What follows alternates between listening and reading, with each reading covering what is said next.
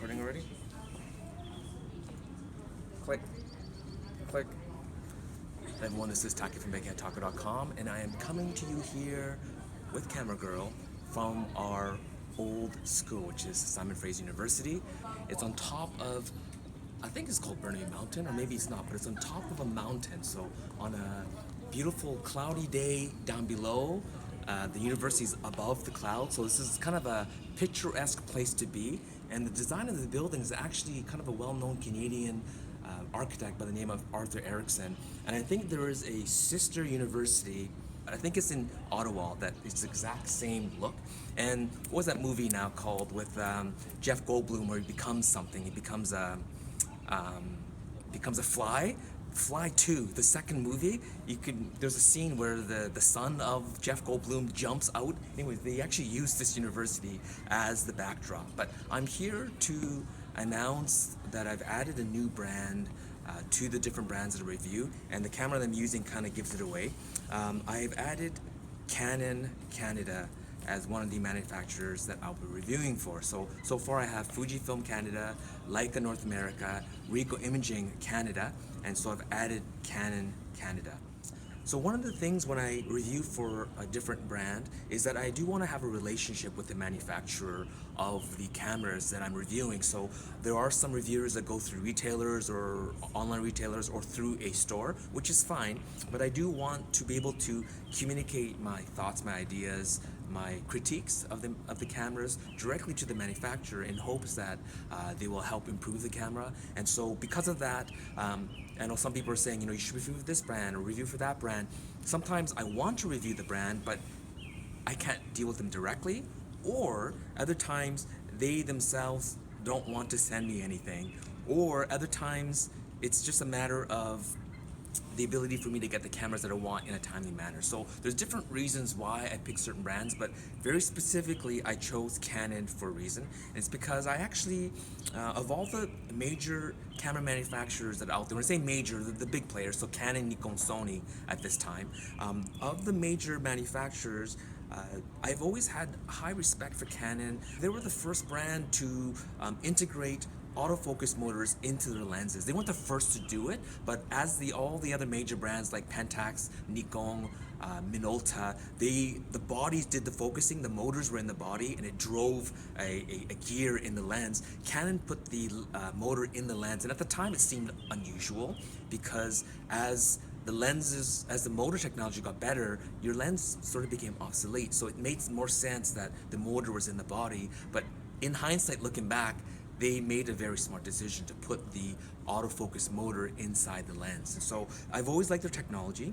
And when they went to digital, the power shot actually, in the late 90s, early 2000s, Canon pretty much ruled king of the point and shoots. All the other manufacturers, they were kind of hokey. And the first point and shoot that I actually got from like any digital point and shoot was actually PowerShot S400. Now this was a camera that I bought for Camera Girl, and on our trip to New York City in 2003, I guess it was, I had my Ricoh GR1 and I had my Minolta SLR, and I was working at Kodak still, so I had tons of film, and this was really for Camera Girl. But I realized the power of shooting with a little point shoot like this, and this little brick served us well for many years.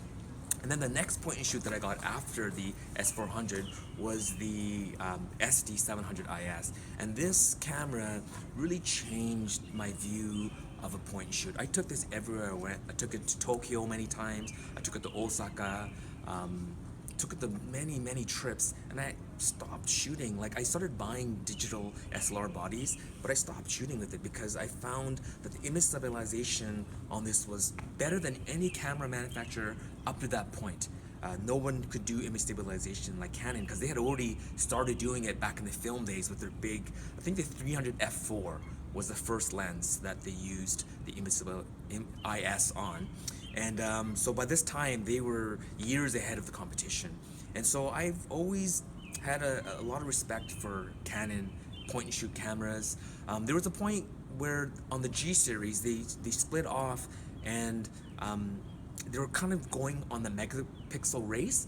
And at that time, I split from Canon, went to Panasonic, and I got the LX3 because at the time I felt that that was a superior camera to what the Canons were had available. And so there were years where Canon point shoots, they weren't groundbreaking. They were competitive. So the S series, they revived it after the S70. So the S90 came out, S95, S100, S110, S120, and I think now that series has been discontinued and replaced with the new the G7X, G5X, G9X series. But they finally, I think, Sony, I think in the last few years has really been pushing their RX100 series. Excellent cameras. I've in fact told most of my friends I wanted a small, powerful point shoot to get the RX100 because I do think it is a fantastic camera and it's kept all the competition on their toes.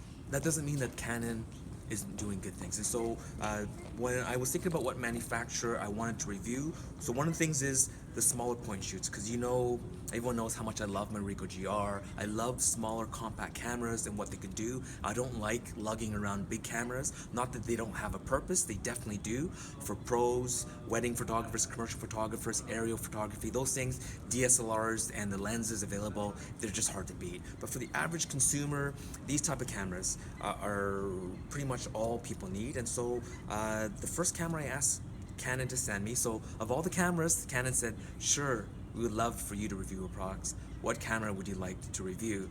So the first one I wanted was the G5X. And so I think this is a great camera. It has an EVF, which I like. It has a flash hot shoe that I like. It has the sideways articulating screen versus the flip up type. So when I do my review, I'll explain why I like this sideways type versus the type that flip up. There are reasons why you want the regular articulating screen this way, but I'll talk about that in my review of this camera. This isn't a review about this camera. It's more about why I'm reviewing Canon. But because I have access to all of Canon's cameras, I may do a DSLR review, perhaps. But if I do it, I'll make it interesting and fun, and so look forward to that. But thank you, Canon Canada, for willing to work with me and my brand. I'm really excited to be able to review your cameras, and so that's it. That's the only reason why I'm having this video, to talk about me reviewing the Canon camera. So thank you so much for watching, and look for more reviews. Like if you like. Thank you so much. Again, coming from Simon Fraser University at the top of Burnaby Mountain. We'll talk to you soon. Happy shooting. Click. Click.